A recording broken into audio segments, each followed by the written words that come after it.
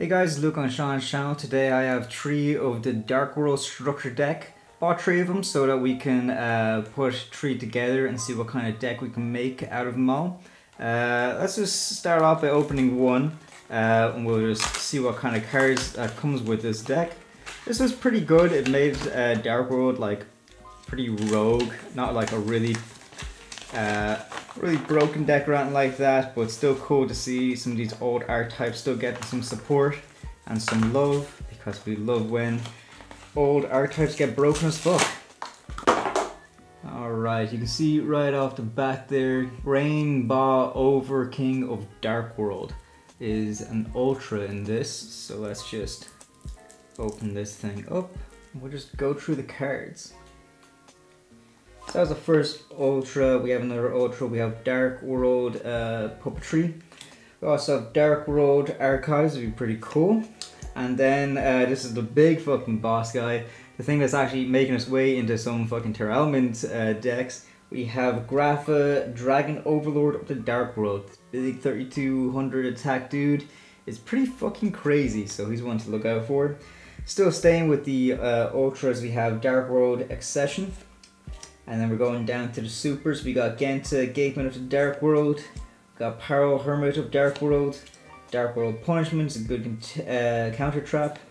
And then we're just moving on to the commons here. So we have Overlord of Dark World, Rainbow, Lucent, Netherlord of Dark World, Latinium, Exarch of Dark World, Gold, Lord of Dark World, Silvo, Warlord of Dark World, Braun, Mad King of Dark World, Beige, Vanguard of Dark World, Bro, Huntsman of Dark World, Scar, Scout of Dark World, Kaki, Gorilla of Dark World, Gren, Tactician of Dark World, Ceruli, Guru of Dark World, Zur, Knight of the Dark World, Renge, Greatkeeper of Dark World, as you noticed in the best deck of all time, which is Harb the Underdog, Exodia, so good to see. We also got some Dangers, which is pretty cool to get these guys reprinted to a common.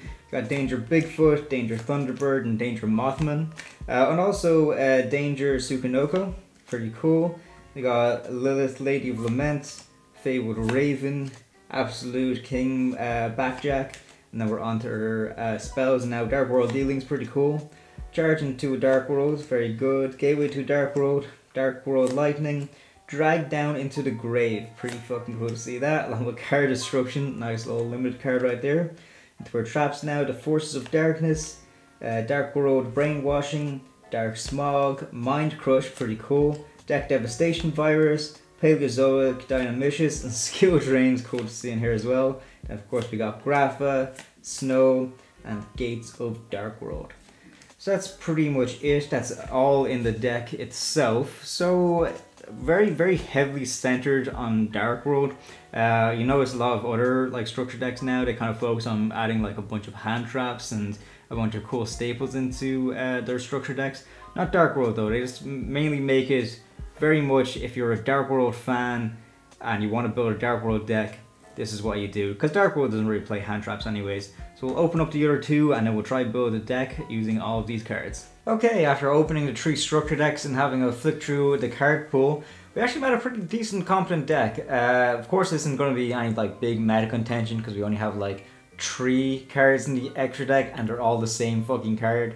But this is still a pretty cool, fun deck that you can try out, and definitely I recommend adding just a little bit to it in the future. Really bulk up the extra deck and then just a few staples in the main deck, and then you got yourself a pretty confident meta contending deck. So let's just go through the profile when you're using the 3 structure decks on their own.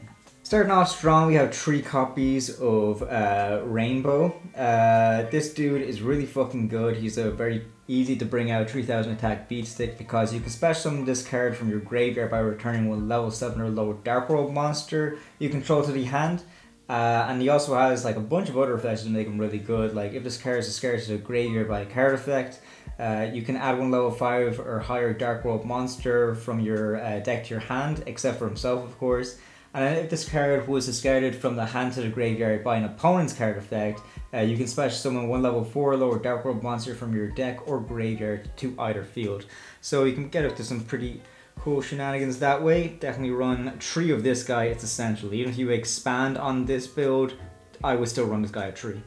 3 copies of Grapha. You guys probably already know what Grapha does. He's like the OG when it comes to Dark World. And running 3 copies of him I find to be very essential for this build. Not really sure if it will be as essential to run him at 3, but definitely at least 2 if you're really adding to this deck. But the main reason why you run it at 3 is because he's just an overall good card. And also you need him specifically to go into your Grapha fusion monster in the extra deck. So Grapha is very, very good. Definitely run it at 3 copies in this deck. I'm quite a big fan of like having like just big bulky monsters because we don't have a huge extra deck to have big bulky monsters. It's good to have like a few extra guys in the main deck to kind of like bring out. Like this guy Silva is 2300 attack, and if his card is discarded to the graveyard by card effect, you just special summon him. But also if he's discarded to the graveyard by an opponent's card effect, your opponent places exactly 2 cards from their hand to the bottom of the deck in any order. So Silva is very, very good. He can be very tricky that way, and it's good to just have like a free special summon just by the cost of discarding, which is very easy to do with this build. 3 copies of Snow. I think Snow is still an essential to run at 3 no matter what way you kind of build this deck, because if this card is discarded to the grave by card effect, so Snow gets an effect when it's discarded. So if it was discarded from your hand to the grave by an opponent's card effect, you can target 1 monster in your opponent's graveyard, add 1 Dark World card from your deck to your hand, then special summon that target in defense position. So I find Snow to be very good. Definitely run a 3 in this build. 3 copies of Genta no matter what, because we really want to get to our field spell, because the field spell is very old and it's a soft once per turn. So Genta is a good way to kind of bring that field spell out. And just for some variety, because we're quite limited on our resource with this thing, 1 copy of Gren and 1 copy of Bro. That's just for this build. They're not really necessary when you're going into like a big, heavy sort of competitively viable Dark World build. But yeah, just for now, Gren and Bro is very good. We also run 2 Gren in the side deck just because it's very good for spell and trap card removal if you're going to get some back row deck. Now showing off the Danger engine that comes with this 3 structure decks. Danger, Tsukinoko, which is limited, so of course you only have to run it 1. 3 copies of Thunderbird, 3 copies of Bigfoot, and I'm going to run 2 copies of Danger Mothman. Now if we're making this a really competitively viable card or deck, we're going to be running a lot of rank 4s, so Mothman will come up to 3 in that sense. But considering that he's not as like big and as strong as the other guys with a limited resource build like this one, only running him at 2 is fine enough.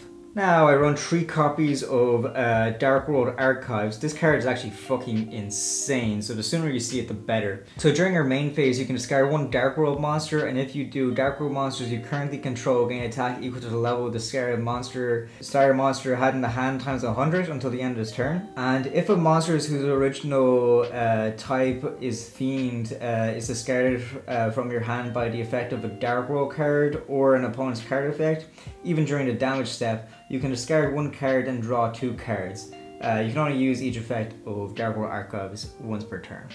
That's still really fucking good. Any deck that gives you like a pretty easy to search out Pot of Greed definitely deserves to be ran at 3 in the build.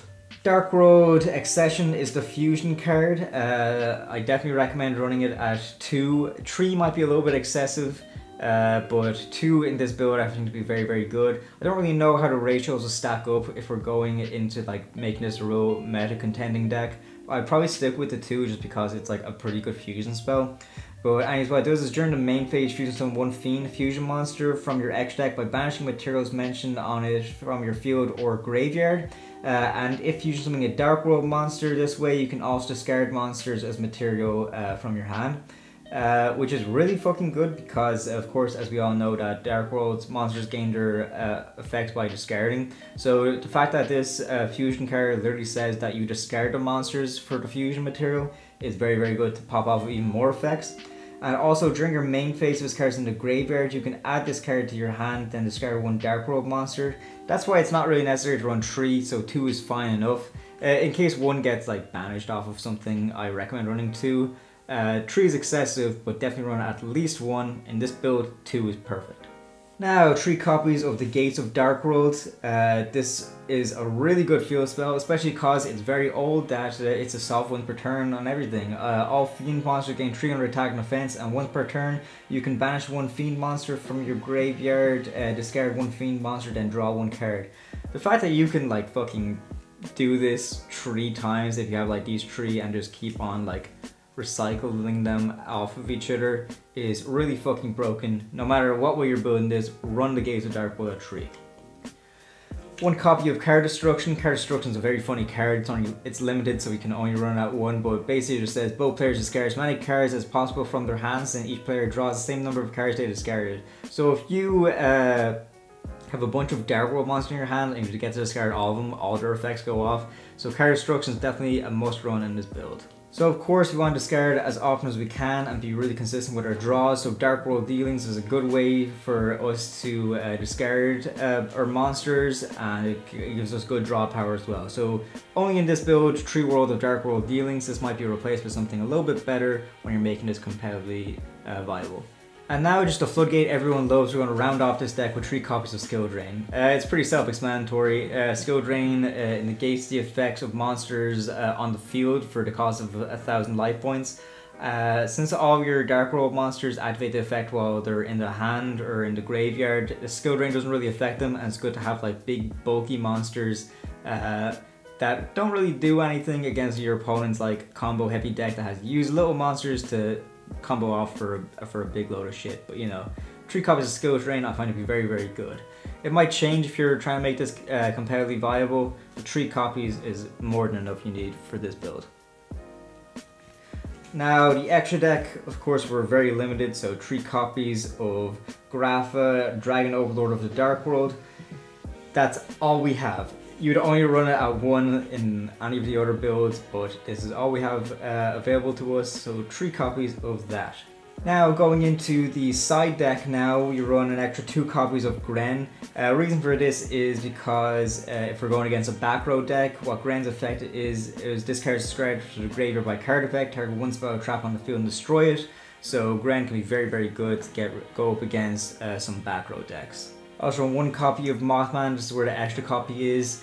He's not as good if we were playing like a rank 4 sort of build with this, so just 1 Mothman on the side is perfectly fine. It's good for like board spamming and stuff too, so 1 Mothman on the side.